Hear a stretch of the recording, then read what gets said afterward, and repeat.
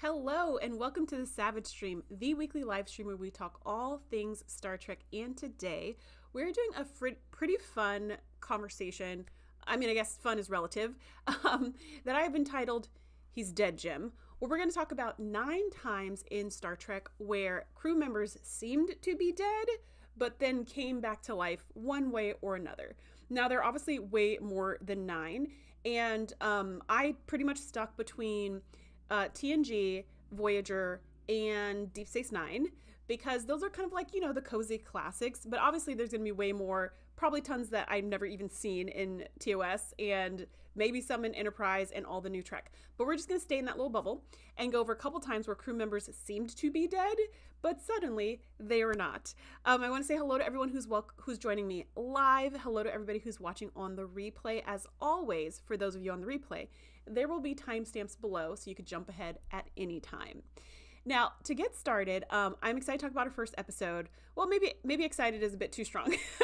So I've kind of ordered this in episodes where I'm like, this is okay, to episodes where I'm like, I love this one, I love this one, I love this one too. So there's a lot of episodes I really love on this list. However, we will not be doing video clips today. And the reason is because about 15 minutes ago when I went to, as I was uploading the final videos, I noticed most of my videos were gone. I don't know where they went. They're gone. And to be honest, about 14 minutes ago, I was boo-hooing in tears right over there, because I was just like, oh my gosh, like, this is so frustrating. I've already done all these videos. I had so many videos, and now all of these videos are gone, and I don't have time to do them over. It was such a bummer. And then I was just like, well, I don't know what to tell you, Sharice. Your live stream is starting, so we're just not gonna have videos today. I do have some random videos, but like half of them are in the ether, so maybe we'll try again next week. Anywho, I do have the list, and so we'll just kind of go old school. For those of you who've been in my channel for a long time, I did not always have video clips, so we're gonna have a little bit of a throwback Wednesday for today. Okay, so let's get started. The first episode on the list comes from Voyager, and the name of the episode is Ashes to Ashes. I do have a video clip of this, but just for consistency, I'm just gonna keep no clips. So this episode is the Lindsay Ballard episode. It's very weird and random. I think it's one of, correct me if I'm wrong, but I think it's one of 2 times in the entire Voyager show where we got random crew members who showed up who supposedly were there all along. So in this one, this crew member died 2 years ago, and now she shows back up on the ship, and she looks like an alien. And she's like, I know I look like an alien, but I'm Lindsay Ballard, who's a human from Earth. And they're like, there's no way you're Lindsay Ballard. And she's like, I am. You have to help me because there's another alien ship that's like chasing her and shooting at her and all this stuff. And she's like, asylum. And Starfleet captains can't resist that. So they bring her on board. They put her in sickbay. They put her in a force field. And they're like, prove you're you. The doctor's doing scans and taking blood samples and all this stuff. And she talks about the last time that she remembers being with anybody from the crew. She and Harry were on an away mission. They were duped by some Herodians. And then she was shot, and Harry was trying to get her back to the ship on a shuttle, and then she died. Okay, so apparently this character's been here all along. And as she's telling the story, she's talking about details that only Harry would know, conversations they've had and stuff like that. And so Harry's like, man, it really sounds like Lindsay. So turns out she died, and Harry buried her in a torpedo tube and launched it into space. And this alien species that Lindsay's corpse was collected by, this is how they reproduce. So they don't reproduce by sharing their genetic material with their offspring, which is interesting, like directly. What they do is they scavenge corpses, sort of like the Borg, but more friendly, more of like a home family feel to the Borg. So they scavenge corpses, and then they genetically alter them and bring them back to life and adopt them into their family. So that's what happened to Lindsay. When she woke up on this alien ship looking like an alien, they were like, surprise, we're your new family. And she was like, what the heck? And they're like, yeah, you died, but we brought you back, and now you're our daughter. And she's like, you guys are crazy. And they showed her scans of her corpse and showed her all of the technology and stuff they used to bring her back to life. So she pretended to go along with this plan just long enough to steal a shuttle and get back to Voyager.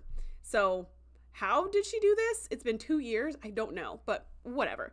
So she gets back, and now she's like, finally, I'm back with my people on our way to the Alpha Quadrant. But her family is like, you have to be with us. And they even give her a new name and everything. They're like, it's new name, new life, new you, like. And so she really was fighting it, but then she realized that like everything about her genetically has changed, and also emotionally, just who she is totally different. She doesn't even like the same food she used to like. There's so much about who Lindsay Ballard was that is actually dead. And so she came to this point where she had to say, all right, like, this isn't my life anymore, and I need to go live this new life. So it's really cool. Like, it's a really cool idea. I kind of wish maybe if Lower Decks had lasted longer, we would have gotten a where are they now, not with Lindsay Ballard, but with this species that scavenges bodies to add them to their family. I think it's a really interesting kind of twist on what the Borg does and how it does it, because the Borg just like assimilates, you know, everybody. But this group is very careful to be like, hey, you were already dead. We're giving you a second chance at life. Of course, now it's a whole new life that you never asked for, but welcome to the world. No one asks for their particular life when they're born. So I thought it was an interesting concept. I think the makeup for Lindsay Ballard was so cool, so beautiful. The episode itself, like not my favorite Voyager episode. It's a little bit forgettable. The only thing that's memorable about it is like, oh my gosh, this corpse came back to life. And also that corpse had a crush on Harry Kim. So I was like, dang it, this is his one chance to be happy. But she died. But maybe they can be happy again now. But she's leaving the ship. So other than that, it's not like the best episode in the world. But I do think it's an interesting concept. So I'm going to check the chats. And then we'll go to the next episode on the list. Yeah, Wingray says, I hate when I die multiple times, right? Once is enough. Twice at the most. 3 times, and that's it. That is it. Lieutenant Leslie from TOS. In Obsession. Okay, I will take your word for it since I have not finished my watch through TOS. Is there any time when Kirk dies or appears to die? Because I feel like that has to have happened at least once. Well, that was the problem. Harry was in charge of the mission. Well, I don't know if Harry was in charge of the mission. I just know that Harry and Lindsay were on an away mission. So I don't know who was technically in charge. Rob says, gotta admit, Lindsay looked good in alien form. The makeup was so good. Like, she's a very pretty woman without the makeup because the doctor, I guess, did some surgery, some reconstruction and made her look human again. Which is funny that he was able to do that with Lindsay with like no prep, but he wasn't able to do it in Favorite Son when Harry Kim was getting all those cool like trill spots. Couldn't fix that, but anyways. Hello. So good to see you. I stole this idea from my Stargate fan fiction. Are you talking about you did? Or are you talking about Stargate stole this idea? Because either way, that's interesting. Nadia says, oh, I really like this episode. I just wish the character could have been introduced earlier. It would have been much more touching. Now, imagine that. I mean, I don't know. Yeah, I know Spock dies. I haven't seen Amok Time. Wait, did I watch that one? Did I start that one? I think I started that one. I didn't finish. But I feel like there's got to be an episode where Kirk dies. Or everybody thinks Kirk's dead. And then they find him some kind of way. There has to be. Because I think every captain has a moment where everyone thinks they're dead. At least one. Yeah, imagine if Lindsay Ballard had been on the show before, kind of like a Kess, right? Like, even if she had been, I'm thinking about, Robin Leffler that we talked about before from the game, Ashley Judd's character. We only saw her a couple times, but I really liked her. So they could have done a similar thing with Lindsay Ballard where she was just kind of around a couple of times, and then she shows back up and you're like, is that the girl from engineering or something like that? You know what I mean? Like that could have been pretty cool, but obviously they didn't have this idea until this moment, and then they were just like, let's just write somebody in because we're just gonna write him back off. But yeah, I think that would have been more touching, and it would have been a little bit of an Easter egg for people who were watching in real time. Okay, so somebody dies in Generations, but not in an episode though. Kirk appeared to die. Scotty did die, but was resurrected 3 seconds later. Okay, so that sounds more like it. Hello. Happy New Year to those of you who are watching in real time. All right, now let's go to the second episode on the list. And the second episode on the list also comes from Voyager, and it is called Deadlock. This is the episode where Voyager is going through this like a rift in space because it's trying to avoid these 2 M-class planets that are full of Vidians. So it's already like, yeah, we know how the Vidians roll. We want our organs on the inside. We want to keep them to ourselves. We're going to try to avoid them. But there's some kind of like spatial rift. I forget what they call it. And when the ship goes through it, the ship duplicates, but it doesn't know that. And so B'Elanna's like, oh, if we start doing these anti-proton bursts or whatever, it's going to help us keep our warp engine going while we get through this anomaly. But before she starts it, all of a sudden, all these bursts start happening to them. And their ship just gets beat to heck. Like, it's just busted. There's explosions. There's fire. The captain, Chakotay, everyone has to leave the bridge because it is on fire. And she's like, I can seal this breach. And Chakotay's like, Captain, we have to go. And they're all running. And as Janeway is about to hit the turbo lift, she turns and she sees herself. Another Janeway who is sitting in her chair, living her best life. The bridge is perfectly normal. There's nothing wrong. And they look at each other and she's like, and then the Janeway who's all frazzled, Chakotay's like, come on, and she runs out. And so then the pristine Janeway stands up and is just like, Harry, scan for spatial anomalies, and they try to figure out what's going on. Well, what happened was the ship doubled. And now, even though all the people doubled and all the things doubled, their power did not double. So we have two ships using one ship's worth of power. And remember, power was like the thing for Voyager. In season 1, it was always like, we got to get more dilithium. We got to get more power. It was always like, we're going to run out before we get back to the Alpha Quadrant. So the ships are both being drained. And when they realize what's going on, they're like, okay, we got to work together. So Pristine Janeway, one of the Janeways, I think Pristine Janeway goes to the damaged ship because there's like a rift between both ships, of course. And Kes is the first one to find the rift and then convince the other crew of what's going on. And then one of the Janeways goes through to the other ship and they're kind of discussing their options. And the damaged Janeway is just like, you know what? We'll self-destruct. We'll self-destruct so that your ship can survive. You can have all of the warp core power and you can get out of here before the Vidians find us. And then Pristine Janeway's like, all right, give me 15 minutes. Give us 15 minutes to think of another solution. If we could think of another way, that would be ideal because I do not want to destroy this Voyager. At the same time, they tried to do some fancy maneuver where they merged both the Voyagers to come back into one. But then as soon as they were kind of merging, the insert jargon here didn't work and they like unmerged. So that was not going to work. So Pristine Janeway goes back to her ship. In the meantime, the Vidians show up and start attacking and harvesting all these organs. And so it's like the Vidians are boarding wherever they boarded. And both ships are hearing this and they're like, oh man, like, so Pristine Janeway's like, okay, let's hear where they're boarding. Like, whose organs have they taken? And then damaged Janeway is also like, okay, they're about to hit us any minute. And they look around and they're like, wait a minute, the Vidians aren't on our ship. So somehow the Vidians could not detect the second Voyager. Has the Voyager slipped into another kind of time of like phase for the entire rest of the show and all eternity? Are they in a new universe? I don't know. But they're not detected. So the Vidians only detect like the pristine ship and they have taken over and like more, there's like all these ships and Voyager can't get away.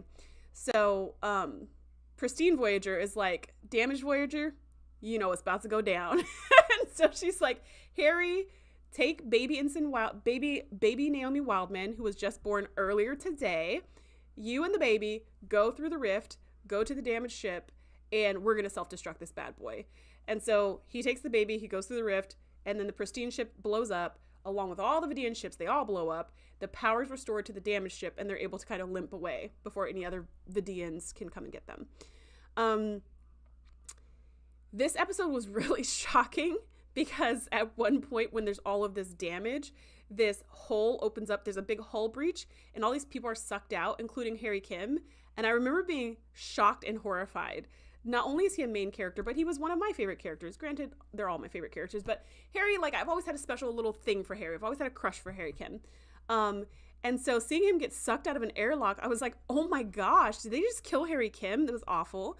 And then also, Naomi Wildman was born on both ships, and that's kind of how the episode starts, is everybody's waiting for the baby to be born, the first baby born on Voyager. Everyone's all excited. Everyone wants to be the godparent of this baby. And then, because of the power drains on the damaged ship, that like the baby came out. I think the baby was born not premature, but because it was half human, half something else.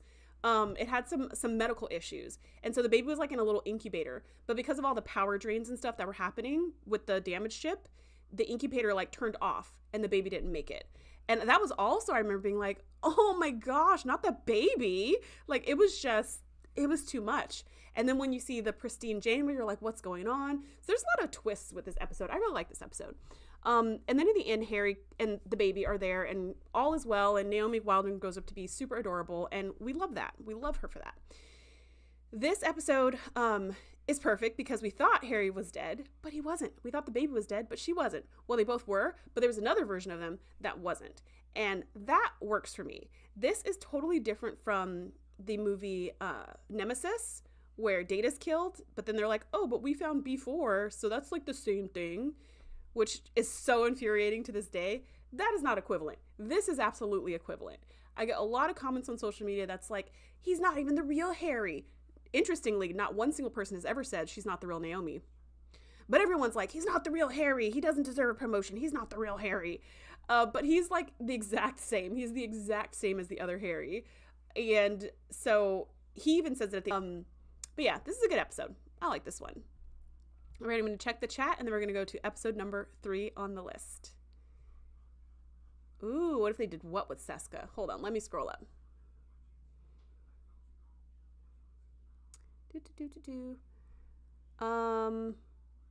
Okay, Picard in Tapestry and in the Space Pirate episode. Data in The Most Toys. Yes, Picard was, he did die on the operating table, true, and then Q did his It's a Wonderful Life thing and brought him back. He did also appear to have died in, oh, what is that Space Pirate episode called? It's a 2-parter. Whatever it is, I hate it. I hate those 2 episodes. I think they're really dumb. But yes, they did think he died there, and then somehow they figured out he didn't die. And then Data was presumed to be dead in The Most Toys. That would have been a good one for this list, because I like that episode. I love Saul Rubinek and love Data. That was a great episode. What if they did this with Seska? Okay, so the thing they did with Seska is like, what if they like killed her and brought her back? They sort of did that with the episode. Oh, what's the episode where she comes back and haunts them all in the holodeck? It'll come to me. So, I mean, sort of, but yeah, if they brought Seska back. Oh, are you saying what if they brought Seska back as like the Lindsay Ballard thing? That would be wild. She would be running that entire species. She would be changing their entire government setup in such a way that they can have a queen, and the queen would be her. That would be wild. Ensign Ro in Star Trek Picard, according to the producers, Ro transported off the shuttle before the shuttle hit the other ship. Yeah, but like, I don't know. That was not clear in the show, so it's hard for me to take that at face value.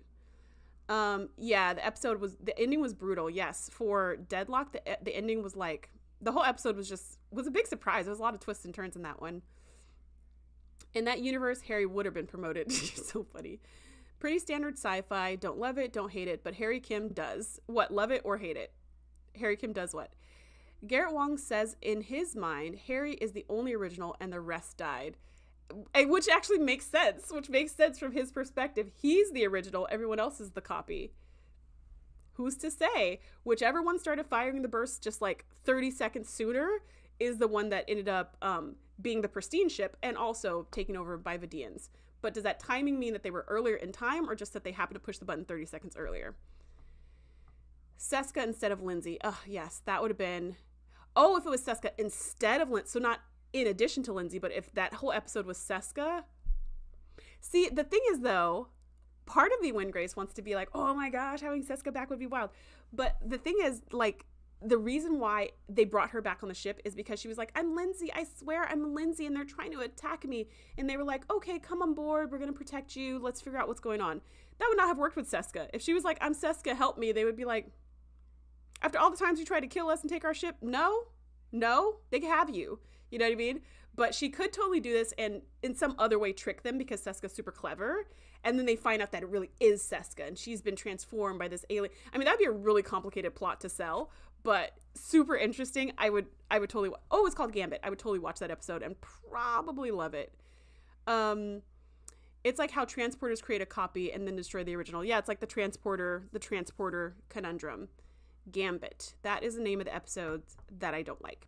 All right, episode 3 on the list. The third episode is from TNG and is called Transfigurations. This is the episode where they find, the crew finds this shuttle that's crashed on, I think, a moon.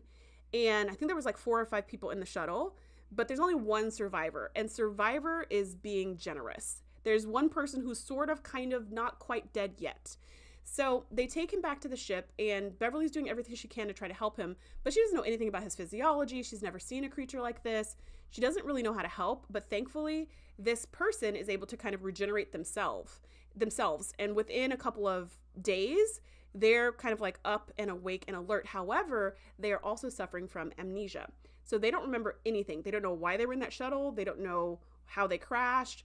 I think Geordi noticed that there were some phaser fire marks on the shuttle. So he's like, maybe they were in a fight, but he doesn't know. He doesn't know what happened. So as they're going on, this is a really sweet episode of just kind of really him and Beverly just kind of getting to know each other and exploring the ship. And exploring the ship and stuff. It's pretty sweet. But they start to notice that he has these strange abilities. So at one point, O'Brien comes in with this busted arm, busted shoulder from whatever he was doing in the holodeck.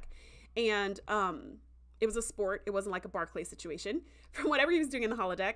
And John Doe walks over to him and he's like, "You'll be fine, my friend." And he touches his shoulder and his shoulder's healed. And they're like, "Oh my gosh, that's amazing. It's completely healed. How did you do that?" And he's like, "I don't know. It's just kind of an instinct." And then as time goes on, he starts getting other instincts. He's like, "I have to get off this ship. I have to leave." And they're like, "You can't leave. Like, what do you mean leave? You have to stay here." And he's like, "No, I have to go." And his body starts glowing all the time. He's like freaking out and he's like passing out and just all this crazy stuff. And meantime, there's the representative from his people have discovered that he's alive and that he's on the Enterprise. And so the Enterprise thinks they're doing a good job. Like, yeah, we're going to take you back home so you can be with your people, just to discover that his people were the ones trying to kill him in the first place. And so they discover this, and then they're like, wait a minute, Beverly's like, "No, we can't, like, I'm not going to, not just because he's my boo, I don't get down like that. We're not going to hand him over so they could just kill him." And they're trying to figure out why they're trying to kill him, all this stuff. Anyways, Picard refuses. He's like, "No, you cannot have him. We do not negotiate with terrorists." So then the guy's like, "Fine, we'll just kill all of you." And somehow I forget what they did, if they cut off the oxygen or what they did, but they did something where like every single person on the Enterprise almost died. But John Doe at this point, here's why I have this story though. I skipped a part. Before they see his people, he's trying to get away. So he runs to the shuttle bay and he's trying to get a shuttle so he can escape. And as he's running, the security guards are all chasing him, including Worf. Worf tries to tackle him. They kind of have a tussle up on the gangway and up on the catwalk. And then Worf falls over and breaks his neck and dies instantly. What happened to a redundant neck, Klingons? So Beverly happens to be there and she's like, "Oh my gosh," she's like, "Code 7, we got to get him to sick bay immediately, da-da-da." And then John Doe comes downstairs and he touches Worf, and then Worf comes back to life. That's why it made this list, because Worf died but came back to life. So he comes back to life, and then everyone's like, "Wow, he can do that. That's amazing." Which comes in handy later when everybody on the ship almost dies, and then he's able to stop what his people are doing because now he remembers everything, and he remembers that the reason they're trying to kill him is because he's evolving into this super powerful being who could like do anything and doesn't even need a body anymore. He's so evolved. And so he stops the other ship from doing what they're doing. He touches the actual like the wall of the ship, and through his touch it just heals everyone in the ship and everything on the ship, and everyone comes back to life and wakes up. And then he goes back to the bridge and he talks some smack on the view screen to his people, and then he's like, "It's time for me to transform," and he just turns into this glowing being of light, and he's like, "Beverly, I will always love you." And then he floats away. That does come back in Lower Decks. We totally see somebody transform into a ball of light and leave. I forget which season that is. I want to say it's like 1 or 2, but I remember laughing so hard because the guy who transformed was like, no, I don't want to go. I don't want to go. And he's like turning into life and he's like, "Oh no." It was really funny. But anyways, that was the first time we saw Worf die. In our next episode, it's going to be the second time we see Worf die. But before we get to that, I want to check the chat. Let's see. The 2 Borg that were found in the Enterprise episode Regeneration. The Trek review, are you just like naming things where people died? Is that what's going on here? The 2 Borg that were found in the Enterprise episode Regeneration. Like, did they think they were dead, but they were really alive? Is that what happened? I haven't seen Enterprise yet. It's on my list after I finish TOS. So yeah, let me know what happened. It's okay if it's a spoiler, because I will watch it eventually. It's fine. Didn't John Doe kill Worf? He didn't kill him on purpose. Worf fell and landed on his neck. But John Doe didn't kill him. It was like a struggle. And then John Doe brought him back to life. He broke his neck picking up a peanut. I always found it funny that the Transfigurations was the episode that aired just before Best of Both Worlds. Why did you find that funny? I'm so curious. Transfigurations might be the most boring episode of TNG. There are far worse episodes, but the end scene is the only thing worth watching. I like it because it feels like I was going to say a rom-com, but it's not really that funny. I like it because it's like a sweet dating episode. It's not really like a heavy Trek episode, but they sprinkle enough in to where you know you're watching Star Trek, but I like it. It's the same reason I like the Dauphin and Wesley's little date with the shape-shifting princess. I think it's very sweet, so I like this episode. Sela says, I like the relationship with Beverly. Yeah, me too. Nadia says, I find Charisse hysterical tonight. The topic lends itself to some great laughter. Yeah, parts of this can be funny, but the episode itself was not like a super funny episode, but I think it's really sweet. I can see, Dustin, why you would think it's boring. It's not action at all, but I really like the relationship stuff, so I enjoy it. Okay, on to episode 4 on this list. This comes from TNG, and it is called Ethics. This episode I really enjoy, especially as a scientist. Having ethical standards whenever you're working with living things is such a big deal. Like, it's so important. And this episode, this doctor, she makes my skin crawl, and I just want to punch her in the face. She's definitely one of the most punchable faces of Starfleet for sure. So in this episode, Dr. Russell, that's her name. Dr. Russell comes on board, and she's this hotshot doctor. And I forget why she's there exactly, but while she's there, at first Beverly's like, oh, cool, like another doctor, and we can talk, and, you know, we can like be on the same page.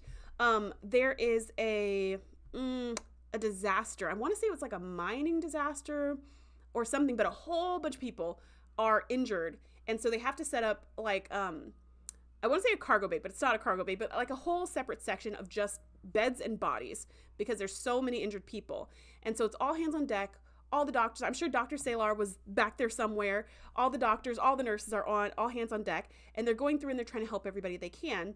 And Dr. Russell is like, Beverly comes up and Dr. Russell's like, oh, too bad this patient just died. And Beverly's like, oh, okay, did you give him like the regular treatment of XYZ? And she was like, no, I gave him this experimental drug that I've been tinkering around with in my lab. And Beverly's like, why did you do that? Like, you could have saved his life. And she was like, no, I couldn't have. He was already too far gone. So I figured, why waste the opportunity? At least I can get some data for my research. And Beverly was like, what the actual F, right? And so she's like, I want you off my ship. You are not allowed to practice medicine on this ship. Like, I don't want to see your face. When we get to wherever we're taking you, get off the ship. In other news, Worf was attacked by some blue barrels at the beginning of this episode. And they broke his spine, which apparently he doesn't have redundant ones of those. And so, nice barrel colon in the chat. So he can no longer walk, and it's kind of like, what do we do now? So Beverly's like, you know, if we do a lot of physical therapy, there's a chance like you might regain 10% of your ability to walk or whatever. And for Worf, the idea of living his life in any way that is physically limited just does not work for him, which makes sense because he's all like, I'm a warrior, and warriors can't just like not be able to walk. You have to be able to walk to be able to fight. You have to be able to do all kinds of things. I feel like he'd be the same if he lost an arm or something. He's like, he might be less worried if he lost an arm because at least he could still swing a batleth with one arm, or swing a what's the tiny batleth called? The one from DS9. He could swing that little one. But not having a spine, you can't do any, like not having a functional spine, you couldn't do anything. And he was just like, absolutely not. Like, I would rather not live than live in this bed for the rest of my life as a Klingon warrior. That is anathema. It is against everything that I believe in and everything that I am. So he's like, I don't want it. Instead, I want ritual death. And so we asked Riker as his BFF to help him do it. And Riker's like, no, I'm not going to kill you in your bed. Like, what kind of honor is that? Mek'leth. Thank you. The little batleth is a Mek'leth. He's like, I'm not going to kill you. Are you crazy? And he's like, I don't want my son to see me like this and all this other stuff. So then Dr. Russell comes along and she's like, hey, speaking of experimental surgery, I could just like replicate another spine. It's pretty hard, but I'm pretty sure I could do it. And with me, you have 100% chance of walking again. It's just like, what are you even talking about, lady? And so she goes to Worf directly with this crazy theory. And so Worf's like, fine, I'll give it a shot.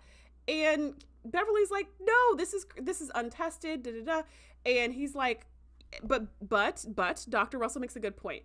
Do you want to try this experimental surgery with like a 98% chance of killing him? Or do you want to leave him like he is with a 100% chance of him going through a ritual death with somebody on the ship?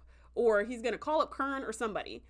So, you know, and also she was saying it's his choice and it's what he wants to do. So in the end, they had to go with Worf's choice, and they did the surgery, and they got to wear like the cool red surgery stuff. And then Worf died. He totally died. He died on the bed. And it's like, when I rewatch this, I always forget that he dies. I think like he comes out of it all okay, but he actually dies, flatlines. They unplug everything. They tell Alexander and Troy, who's standing outside of the room. Alexander comes in and grieves his dad, like laying dead on the bed. You're like, oh my gosh, this is another one where I was like, wait, what? Like, you can't kill a main character, which is why I understand why everybody's so upset about Jadzia. Like, you can't kill a main character. You can't kill a main character. And it was so sad too. And like seeing Alexander, and it was awful. And then Worf just like came back. Some of his redundant systems kicked back in. He started breathing on his own again and came back to life. And then he decided, all right, I want to do physical therapy, because now he does have a new spine. And with the physical therapy, he could potentially regain most of his ability to walk back, which, as we see in the very next episode, is suddenly back. Suddenly, we don't need recovery time, so that's great. And then at the end, Beverly and Dr. Russell have this conversation where she comes in and she's like, well, Worf's doing pretty good or whatever. And Beverly's just like, okay, why are you still on my ship? And Dr. Russell's like, wow, you're not even going to say congratulations for the amazing job I did. And Dr. Crusher's like, you gambled and Worf won. Like, you scare me. The fact that you think what you're doing is like science or medicine or good in any way, all it is self-aggrandizement at the expense of people's lives. If I never see your face again, it'll be too soon. And no, I'm not going to say congratulations. Dr. Russell's just like, guess you just, you're just too small to admit it or whatever, and walks away. And it's just like, ooh, this is what makes her such a punchable face, Like, I think Beverly's reaction was perfect. It was very Beverly. It was measured. She said what she needed to say. But I kind of want a more like aggressive reaction towards her for the crazy crap she was pulling, or some kind of inquest or something. But it seems like she was going to be able to just keep going along doing whatever she wants to do with any kind of patients that will let her, because she's some kind of golden child. I don't know. Anyways, I'm going to check the chat and then we'll go to the 5th episode on the list. For those of you joining me late, a bunch of my videos disappeared, so that's why we're not doing videos tonight, in case you're wondering. Okay, the Trek reviewer says the Borg were found frozen in ice. Ooh. After their ship got destroyed from First Contact. Interesting. Did they, well, I guess I'll find out when I watch the episode, but did they thaw them out? And if so, why? Were they just like, oh, look, robots in the water. I wonder what those are. That's interesting. That actually sounds like is that a good episode? Because it sounds like a good episode. He needed a Borg doctor. Right. I think it was cultural for Worf to not accept that life. Yeah, it was very much a Worf thing. Like, not a Worf thing. A Klingon thing. A Klingon warrior thing. Worf and Shax having a running tally of who climbed the Black Mountain the most times. You know what I forgot about Shax? And so I was reading something the other day, and it was like Shax died. Oh, that would have been a good one to add to this list. Oh, well. That Shax died and then came back like a couple episodes later with no explanation. And I was like, oh my gosh, I totally forgot that. So now I have to go and rewatch all of Lower Decks, because it just brings so much joy to my life. And plus, I think I'll pick up so much more having finished the whole experience, because I haven't done a rewatch of that. I've only watched it all the way through once, but and a couple episodes more than once, but I want to watch the whole thing through again because I love it. Tasha Yar was killed and then came back alive in yesterday's Enterprise. Yes, that is true. And then her daughter came back, which was Tasha Yar Part 2. And I think that was a really fun idea. Okay. Episode 5 on the list comes from Voyager. And the episode is called Coda. So in this episode, it's a little bit of a time loopy situation, but it's just with Captain Janeway. And she's like on this planet, and all these Vidians come and they kill her. and then she wakes up and she's back in the shuttle with Chakotay, and then the shuttle blows up, and then she wakes up and she's back in the shuttle with Chakotay, and then they're on a planet, and this time it's like Hirogen, and they try to kill her, and she wakes up, she's back in the shuttle with Chakotay, and it's just like keeps going, and then eventually this alien creature tells her, you're actually dead, and this is the afterlife, and you are just kind of like reliving memories or whatever. She finds herself on the ship, on Voyager, and she actually experiences her memorial service, like her funeral, everything. And this alien who is taking the image of her father is like, it's time to cross over, enter, what did he call his matrix? Oh, I don't know what he called it, but it was like the glowing light, right? Like go towards the light. There was like a glowing light, like portal of light that he kept opening to be like, please enter in, please enter in. And she was just like, no, I'm not ready yet. No, I'm not ready yet. And this went on for, I don't know how long it went on for in real time. I think in real time it was probably 5 minutes. But in mind time, it was like days or weeks that she was haunting the crew of Voyager and just wanting to help them and just wanting to see what would happen with them, and very, very like motherly and loving towards them. And the alien dad kept being like, come on, jump in through the portal. Come on, it's time for you to cross over and go into eternal bliss or whatever.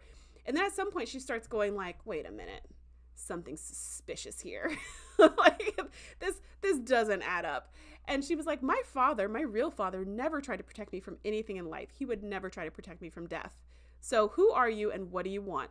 And then all of a sudden he comes clear. This is like at the end of the episode. He comes clean and he's like, you will nourish me forever inside of my matrix, ha, or whatever. And the reason why she snapped out of it was because she kept getting flashes. She started getting flashes of, I think, the doctor and maybe Chakotay standing over her and being like, hold on, Catherine, we're coming for you. Or like, hold on just a little bit longer or whatever. Or like, she's fighting the creature. She's fighting it. She started getting these flashes and she was like, oh, wait a minute. What is that? And that's when she started getting suspicious and confronted the alien. And then he was like, yeah, I'm not your dad. I'm really an alien. I want to eat you. And then she was like, no, thank you. So then she fought him, like physically fought him. And then she woke up. And then the doctor was like, actually before she woke up, as he was leaving sulkily, he was like, someday you'll be in my clutches. Kind of this idea of like, yeah, you may have won this battle, but you haven't won the war because you will die at some point, and I'm just going to keep hiding in your subconscious, in your brain, or wherever this creature's hiding until it's time, and then you'll join me in my matrix or whatever, which is a terrifying thought. But then she wakes up and she's alive. In this episode, to your point, Win Grace, of like dying only twice, she died like 5 or 6 times before the opening credits. She died like so many times in this episode and kept coming back and being like, at one point she contracted the phage and she made her way back into the ship. And she was like, how did I contract the phage? And then the doctor was like, oh, because you must have touched something on the planet, whatever. And he was like, I'm sorry, it's a really aggressive stage. And she's like, how much longer do I have, doctor? And he's like, I think it'll be more humane just to end it now. And he's like, I'm feeling and he like put a force field around her bed in sickbay. And he was like, I'm feeling the space with the anesthetine gas. It'll be totally painless. Like, this is just more humane this way. And starts to like poison her to death. And she's like, what are you doing? No, I don't want that. Stop. Computer, in program, in delete EMH. Like, she's like fighting and she's like, and she's like fighting for her life. And he's just like, this is better, Captain. You're like, oh my gosh. Like, every single one of her endings is just like horrible, like shocking, horrific. I like this episode. I like it not just because of the surprising start to it, but I love seeing the way Janeway, yes, traumatizing, correct, but I love seeing the way Janeway figures out the truth, because as a viewer, I remember the first time I watched this episode, I was like, what the heck is going on here? I never put together that her ghost dad was actually an alien trying to eat her soul. Like, that was totally out of left field. So I was really like, what is going on? And is she really dead? Is the last death the real death? Like, I was confused. And so I watch a lot of TV, and I like when shows surprise me. When there's something where you're like, I actually didn't see that coming. I saw a lot of the other parts coming, but that part I didn't see. So this is a fun one. Not fun for Janeway, but fun for me to watch, to see Janeway, triumph in the end and figure everything out and then come out on top and then be able to just write a report about it and go along with her day. Okay, I'm going to check the chat and then we'll go to the next episode on the list. I'm going to scroll down a little bit so I don't do repeats. Okay, I scrolled down too much. Okay, I'm going to check the chat. Doop. Shax came back it was the very next day. Shax came back the very next day. The Shax came back. They thought he was a goner, but the Shax came back the very next day. If the great koalas in the universe overall, God, the Matrix Keeper in Coda, is the universe's overall devil. Yeah, so much more disturbing and devious than Ardra from The Devil's Due, who was fun. You know, she pretended to be the devil. She was a con woman and an interesting character, but not very devious, not very scary. This dude, though, yeah, the like Matrix Keeper, this dude was very, very tricky and very effective. I think he would be very effective at tricking people to enter his matrix, because he almost got Janeway, and I think if it would have been anybody else in the crew, I think he would have got them, right? They wouldn't have pushed through, and they wouldn't have had any reason to like persist on the ship haunting all the crew for so long, like long enough for somebody to come and save them. So yeah, that's kind of a character I feel like they could have gotten more mileage out of by bringing back in the future, but it also might have killed it and made it less special. I don't know. It might have been like a ship in a bottle situation where you're like, oh my gosh, this is even better than Elementary Dear Data. But it could have also been something where you're like, oh, that makes it worse. I'm not sure. Could have killed it. Yes, everyone in Year of Hell and everyone in Killing Game. I was actually just thinking about Year of Hell and how the guy who played, was it Drax? No, I'm thinking of Counterpoint. Drax. The guy who played the captain in Year of Hell is the guy from that 70s show, right? And it's just like, how is this the same person? You know what I mean? Like his role was so good in that episode of just being this like crazy time obsessed person who's just like doesn't care how many people are destroyed, how many timelines, how many planets, how many species, could not care less, to be so cold and heartless and methodical and calculating, and then also just be kind of like this regular dude dad in the 70s. I don't know, just kind of fun. Yeah, the Doctor's mercy killing was brutal. I agree. This is one of Trek's creepiest episodes. This is what Dustin says. I could totally do this as a Halloween episode some year. Yeah, I could see this as a Halloween episode for sure. Everyone in the episode where Captain Braxton goes back in time and plants a bomb in Voyager. That one was called, oh gosh. Oh, I don't know. That one's going to come to me. I'm like, why isn't that episode not in my head? You are not Feklar. Yeah, not only did Picard not fall for that, Worf also did not fall for that at all. Anorax! Thank you, Sela. Anorax was his name. Yes, Anorax. He was also the Federation president in the TOS movies. Was he? That's so funny. Man gets around. So I have a question for you before I go to the next episode. I've heard Enterprise has some kind of time war because they mentioned it in Discovery, and I didn't know that was from Enterprise. I didn't know what they were talking about in Discovery. Is that the Crinum, like the same from this episode of Voyager? Like, do they bring this back in Enterprise? And if so, is it interesting? Relativity. Thank you. Yes, it was Relativity. That's exactly what it was. He's played a bunch of characters through Trek. He also played, no, was that him in First Contact in the episode? Was he the second in command, like the defense ministry person who was like, I hate aliens, they're out to get us. Wasn't that him also? Okay, next episode on the list. Episode number 6. This also comes from TNG, and this is Cause and Effect. It's one of the time loopy episodes that I adore. In this one, the ship keeps exploding, and they don't know why. So it just keeps exploding. And every time the ship explodes and resets, we see the same scenes in the episode, but shot from a different angle, which I don't know. I find that fun. I really like these Groundhog's Day episodes. But I also like the way they did it. So it's like the same conversation, the same everything, the same characters, the same rooms, the same scenes, but they'll shoot it like regularly the first time. And then the second time they'll shoot it like over someone's shoulder. And then the third time they'll shoot it from the ceiling or like from low or just like these different angles. And so you know it's different this time. And they're trying to figure out what's making the ship blow up over and over and over. And then in the end, Data sends himself a message at the end of one of the loops, and then he gets the message subconsciously or subliminally in whatever android way that happens. And his message was like to listen to Riker and not listen to whoever else made a suggestion, which I think was Data. The options were because the ship was coming out of a rift, and then it would hit them, and then they would explode, and then time would reset. And so they instead of like doing whatever they were supposed to do, they did whatever Riker suggested, which was like maybe move out of the way or something. Instead of deflect the ships, it was like just scoot over. And then the explosion stopped and they realized they were in that loop for, was it like 17 days or something like that? Or that they were in this loop, just like blowing up every 8 hours or something. But then the other ship was like a TOS era ship that was captained by Kelsey Grammer. And he was like, do you guys need assistance? Like he was the one coming to their assistance because he could see that they were like, you know, they had almost collided or whatever.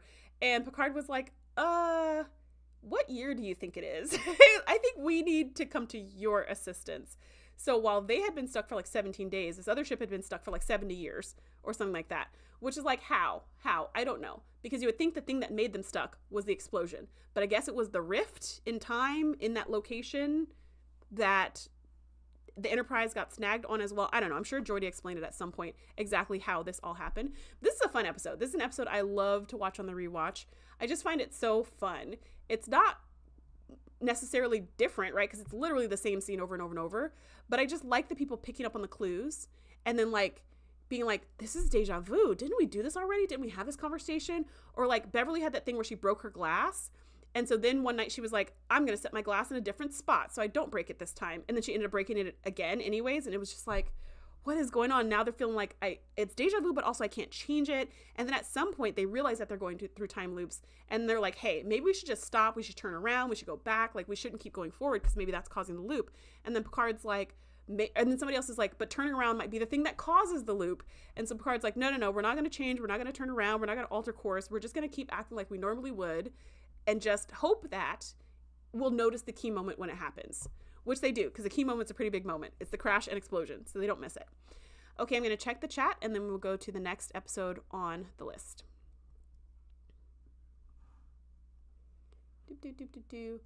It was in Disco, but not in Enterprise.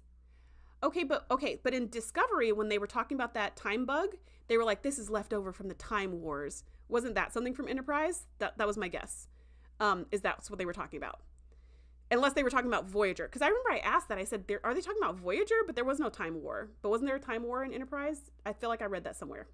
I guess I'll find out when I watch the show. Okay, the Trek review says they never say the names of all the species that take part in the temporal Cold War.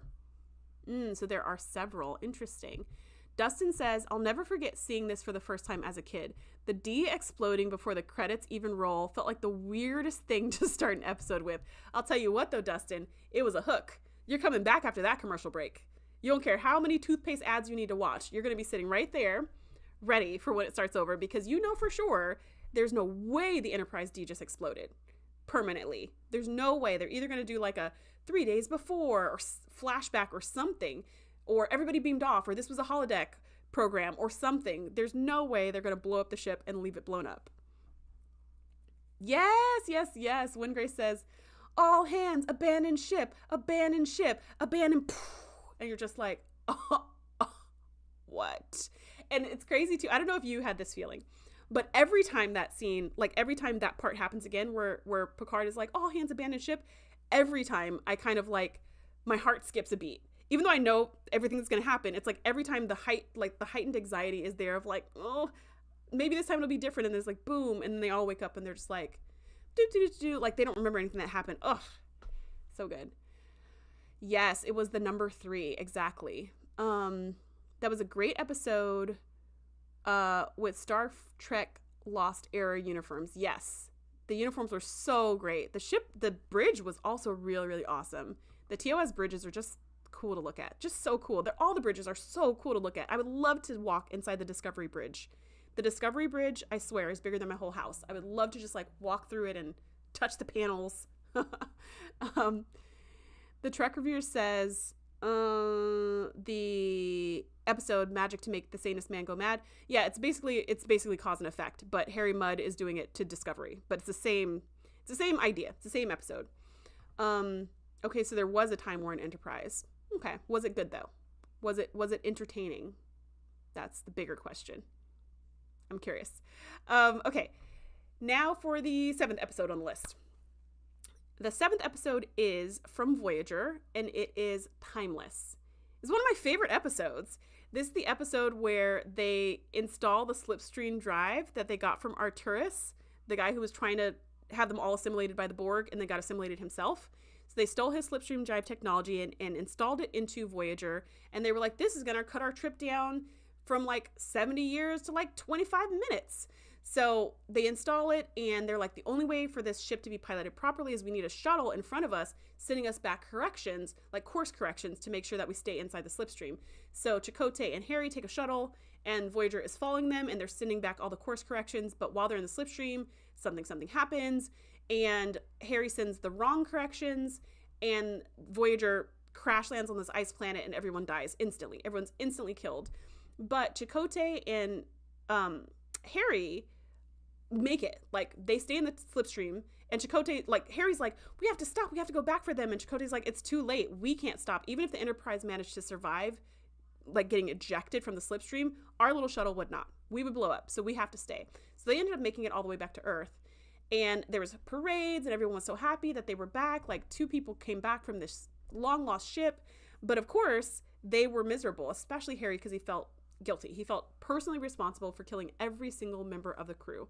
So they ended up discovering something about the Borg over the, 20 years, 30 years, 20 years, I think. They ended up learning that the Borg can communicate throughout time and space, because of course they can. Of course they can. And so they get some like piece from some dead Borg drone or something that can speak to Seven of Nine and send her course corrections through their technology or whatever. So they have this whole mission to go to the ice planet, and they get Seven of Nine's body, because they need her implant, like, you know, serial number to match it to the technology they have to make sure that the code goes directly to her. So they do all this, and they send her the course corrections, and they're like, all right, here we go. They're going to come back. And then they're like, nothing's changed. They also find the Doctor's EMH, and they need his help for a bunch of stuff. Like, they need his help to get the information from Seven of Nine's corpse and everything else. And they send the course corrections back, and nothing happens. The ship does not come back to life. Time does not reset. And then Harry's like, oh, shoot, I must have got the calculations wrong. And the Doctor's just like, well, that's fine. Just like, it's time, you know, like, just send it back. Just send another code. Like, what's the problem? And Harry's like, I've spent the last 20 years coming up with the perfect string of numbers to send that would save everyone. I can't come up with a new code in the next 5 minutes. And he only had 5 minutes because Captain Geordi LaForge was about to blow their little shuttle out of space, because he was trying to protect the time continuum. Like, he was like, you know what? I understand what you guys are up to. I totally feel you. If this was my crew, I'd be exactly where you are. I'd be like, forget time, forget history. I'm bringing my crew back. However, I can't let you do this. I can't let you put all of our lives in jeopardy to save your crew. So then the Doctor was like, all right, Harry, if you can't send them a right code, then just like send them an abort code, since you can't fix it. And so that's what he does. He sends back a code that just collapses the entire slipstream. So the slipstream stops, everyone's out, everyone's safe, and everyone's confused, right? Harry's like, what happened? And Chakotay's like, what's going on? And Janeway's like, what the heck? And they're like, we entered the codes just as you sent them, and they're trying to figure out what happened. Well, 20-year-older Harry had sent his own personal message along with that code, also through Seven of Nine, that younger Harry got to listen to, which was basically like telling him the whole story, like, here's what happened, and if you're alive right now, you owe me. You know, like, you owe me big time, because that means he erased like his whole past. This is one of my favorite episodes. It's got like everything I love. It's got time travel, it's got ice planets, it's got cool technology, and it also makes sense. It's also just kind of logistically smart, because this type of show gives a lot of technology that can save the day really easily, which means the writers have to figure out a way to unsave the day, right? Like, so transporters, for example, can save a lot of issues. It's like, oh no, the ship's about to explode, just beam them over. Oh no, the planet is like running out of atmosphere, just beam them over. Like, you can always just beam things over. So in order to make a more exciting, dramatic story, you have to be like, oh, but the transporters won't work because there's an ionic storm. But the transporters won't work because there's a, you know, like, you have to kind of put things in place to not allow the magic bullet to work. This is a perfect case of that. They got the slipstream technology from Arturis, and why wouldn't they use it, right? It could get them home in like minutes, but the show needs to go on for an undetermined amount of seasons. They don't want to bring them home until the show gets canceled. Then they'll be like, all right, Voyager got home, yay. But they don't want to bring them home too soon, right? They want to have more stories in the Delta Quadrant in their travels. So they have to find a way to say, yes, we have this technology that could get us home in 15 minutes, but for some reason we can't use it. What could that reason possibly be? So enter this episode. Well, if we use this technology, it's so unstable and unpredictable that it would kill us all. So we're just going to dismantle it and just put it in the cargo bay, which is what happens at the end of the episode. Janeway's just like, we've decided that the slipstream drive is far too dangerous for us to use ever again, but we're really glad we used it this time because it shaved 10 years off our journey, which is wild. So yeah, this episode, I adore this episode. Okay, I'm going to check the chat and then we're going to go to the second to last episode on the list. The Time Worn Enterprise is better than all of Discovery put together storyline wise. Well, I guess I'll see. When I get there. Because I'm not a big, Discovery's not my favorite, but I'm not a big Discovery hater. I enjoyed Discovery. I enjoyed it. It's not my favorite of all the Star Treks, but it's not my favorite mostly because I don't like all the crying. It's not so much because I feel like the writing is just, it's not like that for me. So I will see when I watch it. If I feel like, oh my gosh, Enterprise just killed it and it did better than Discovery could ever do in a million years. Possible, but probably not because I didn't have a great experience with Enterprise the first time, but you never know. Deep Space Nine was a total surprise. It was lovely and wonderful. Handful of episodes that I hate, but for the most part, episodes that I very much enjoyed for the most part. Not even neutral, but legit enjoyed. So DS9 was actually quite good.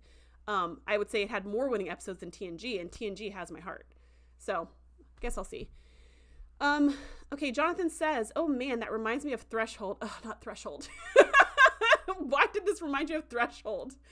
Because they were going really fast. Where they get to warp 10 and, they have salamander babies. So why not just go warp 9.9999 instead? Maybe that's just a little too close to salamander baby territory.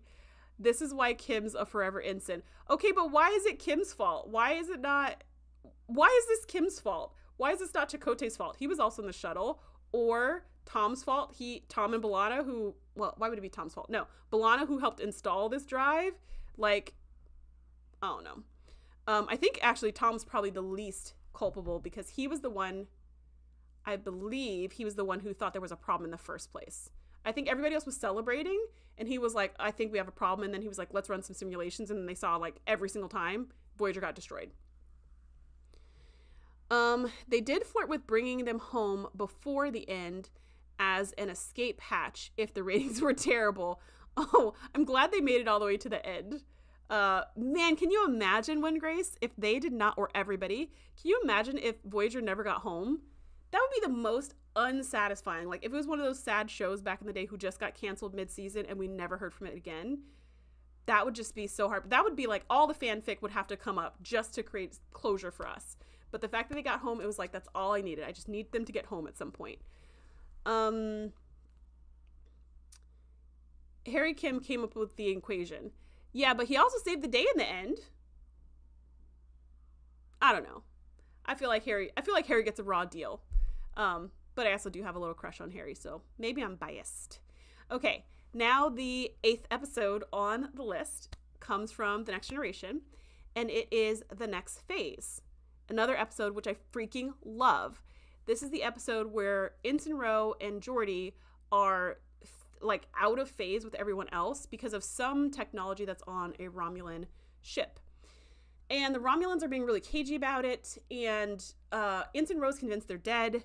Geordi is convinced that it's some kind of scientific snafu, and they're running through the ship trying to figure out how to solve this and how to save the day. And I think that's just really fun too. It wasn't until recording the TNG podcast with my co-host where we were like, wait, why didn't Ensign Ro and Geordi just float through the bulkheads? Why didn't they float through the entire ship and out into space forever? How were they able to have solid feet that could stand on the floor, but they could walk through walls? Plot, I don't know, but I'm glad because that would have been really annoying for them to try to explain that. I'm glad that they were just they just can. This is just how it is. But I like this episode for so many reasons. One of the reasons is I love seeing them just kind of walk through the ship and interact with the other crew and try to figure out how can we solve this together. We get to see Ro have some really nice moments with Riker and Picard and just kind of be more vulnerable because she thinks she's dead, so there's nothing to lose. We get to see Data have these moments where he's just like, Geordi was my first real friend. You know, like, how do I really honor his memory? And how do I honor Ensign Ro's memory too? Because her beliefs should be also shown. And, you know, he decides to do the memorial service. And I love that. And then he ends up throwing a party instead of doing what either side would do. And I love when they're at the party and Ensign Ro is like, you call this a funeral? You know, she's mad, but before she was like, oh, don't do the Bajoran death chant. It takes like 72 hours or whatever to do this chant. And she was like, I don't want that. But then when she comes in at the party, she's like, they're celebrating that we died. This is horrible, right? Like, now she's unhappy. But Geordi's like, this is great. This is fun. And they find a way to finally communicate with Geordi or with Data in a way that saves the day and brings them back to life. And they're able to save the ship just before the Romulans blow them up or whatever. And then in the end, which they could have just ended it there with like, we've saved the ship. But in the end, we see Geordi and Ro like eating at their own funeral. Everyone else is gone. And Geordi's just like grubbing. And Ro's like, how? This is like your third plate in a row. And he's like, we haven't eaten in days because we've been out of phase with food. And like, he's like, I'm hungry. And why aren't you hungry? And Ro is like, well, because now I'm really considering, like, I'm really contemplating life now and what it means and who I am, which I love that. This is what makes me love Star Trek. Stuff like this, where you're like, how would I feel in this situation? Would I contemplate life? What would I think? Would I think I'm a ghost? Would I think it's a scientific snafu? If it was, either way, would I think there was a way to solve this? How would I solve this? Like, I don't know. It's a little bit Sherlock Holmesian in the way that Geordi comes up with a way to be seen and be noticed and come, you know, not back to life, but back to visual presence. And I love seeing that. I love seeing characters be really clever and do things that I would have never thought of in a million years. I would have probably been a really sad, phased person floating around the Enterprise until I starved to death. It would have been very tragic. I don't know what it was about the phase, but it was my favorite episode of TNG as a kid. Yeah, it's one of my favorite episodes as a grown-up. I love this episode. I don't know. I just think it's fine.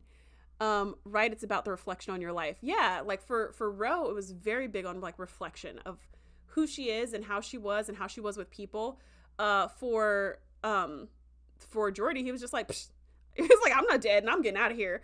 But even that like shows his personality, right? He's like, we got lemons, we're making lemonade. You know what I mean? Like, we're going to find a solution to this. We're going to figure it out.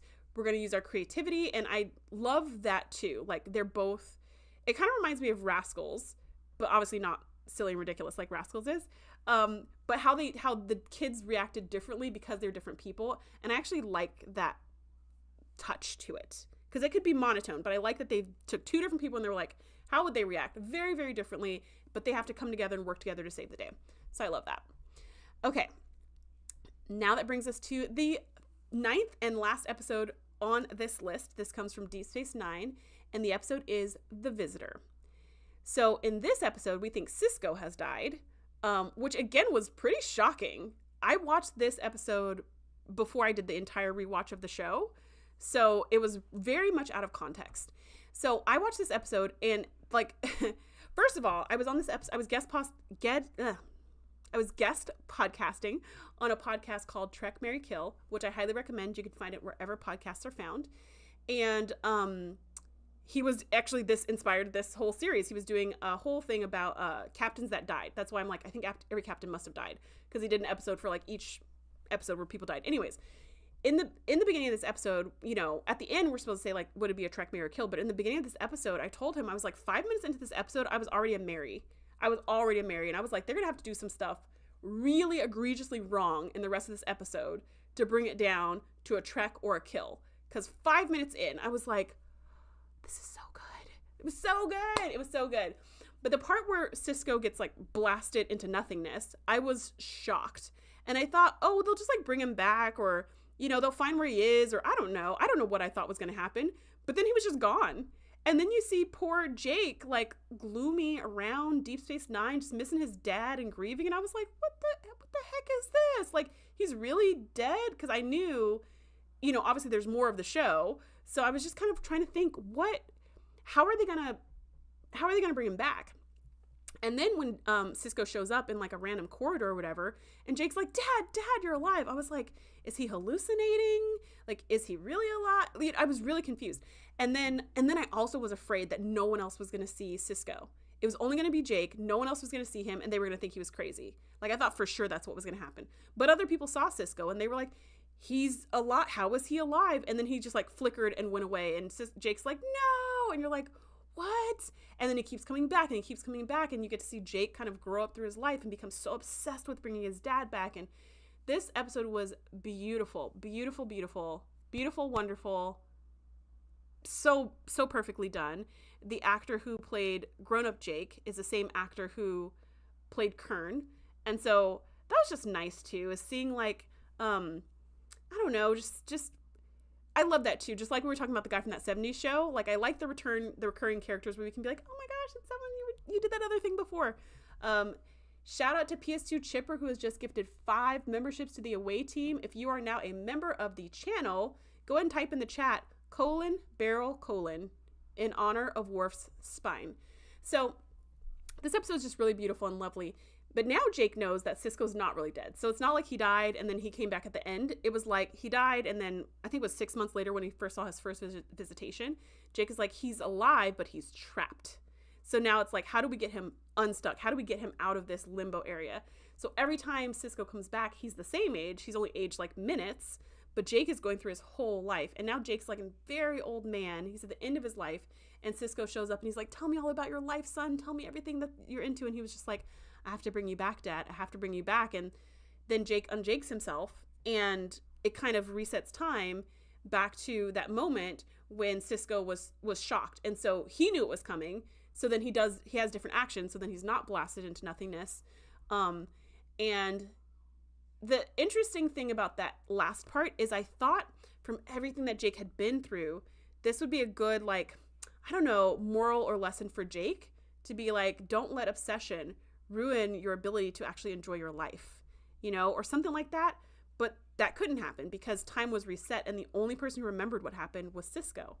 So when he comes back, he's the only one with the memory of seeing Jake's entire life. And he just like hugs Jake, and he's just like, just like, I love you. And as beautiful as that was, I was like, there's not really a lesson to learn here, because Cisco's always been like that. He didn't even need this. He did not need this wonderful life journey for him to love his son and want the best for him. This has always been his way. This has always been who he is. This has always been what he wants. So if anything, it was just like doubling down on him being a freaking awesome father. But the end where he's just like, I love you, son. And Jake's just like, okay, I love you too, Dad. Because he doesn't know all this stuff that just happened. Like, oh, man. Beautiful, beautiful episode. Loved it. Loved it. Okay, so I'm going to check the chat one more time, and then we'll be done for today. And maybe next week I will have found my videos, and we might do videos. But I make no promises. Wingrace says, oh, I'm loving seeing the colons and the barrels in the chat. Ooh, I got a little Borg drone in there. Wingrace says, I love that Ben Cisco has to live with this knowledge for the rest of his life. Yeah, because it seems like the lesson, like when I watched it, I felt like the lesson was for Jake to be like, hey, Jake, live your life. But Jake couldn't remember any of this. So the lesson's just for like Cisco, for Ben to be like, hey, Ben, love your son. But Ben already loved his son. So he didn't need a new lesson on that. Maybe he told Jake, though. Maybe he told Jake what happened later and how his life turned out. I don't know. Would you want to know if you were Jake? Would you want to know everything I would want to know? Like, even if you're going to make totally different choices, I would absolutely want to know the whole story, everything. I would want to know everything. Who would I marry? Was she cute? Like, I would want to know all the stuff. Did I end up writing? Was I a good writer? Like, I would have so many questions. I don't think Ben ever got to see Captain Nog, because I think he was a captain at that time, right? I don't think he ever got to see that, but he did meet Jake's wife. And I'm trying to like go through the time points to see what actually Ben Cisco got to experience from Jake's life, but I would want to know. I'd be like, yes, tell me everything. Like, I want to know, and maybe help Jake to really just own his path as well. I don't know. It's a beautiful episode. I loved everything about it. And that is that. That's all I have to say about that. So those are 9 episodes where we thought a crewman was dead, but then they came back to life. There are many, many more. The Trek reviewer dropped a bunch in the chat. And I only stuck with like 3 shows. So even if we just branch out to other shows, there's many, many, many more. But I think this was a good conversation. I would want to know too. So Sela says she would also want to know. Karen says it was training for becoming a prophet. I guess so. Only being able to see Jake sporadically. I guess so. That's a good point. Training to be a prophet. Who wants to train to be a prophet though? They're like not the best. They're not my favorite people or entities.